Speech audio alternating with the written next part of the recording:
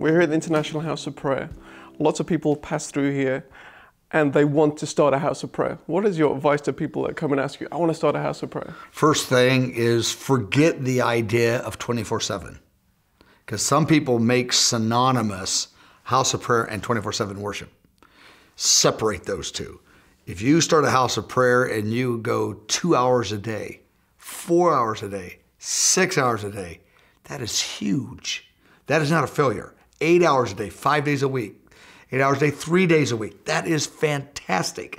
So we can't lift the bar so high that either you do 24/7 or you don't have one. And that's the first thing I say when people say, I want one of these. I go, one of what? One of these things. You know, they look around and they're talking about the mission space. And I go, don't do it. And they think, you would be the last person, Mike Bickle, that I would think would talk us out of doing it. We would have thought you would have talked us into it. I go, don't do it. Do 2 hours, 4 hours, 6 hours, 3 days, 5 days, 7 days a week, whatever you want, and increase it little by little and rejoice in it instead of announce the final product and then constantly be under the burden of failing. So that's the first thing I would tell them. Second thing I would tell them is you don't have to do it by yourself, meaning all the prayer meetings don't have to be in your building.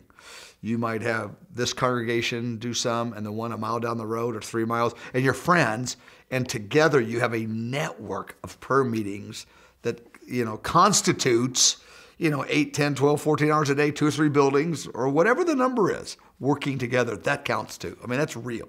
Because in heaven, they have no problem with databases and accounting. They can see it. It doesn't have to be in one room. They got a real big perspective.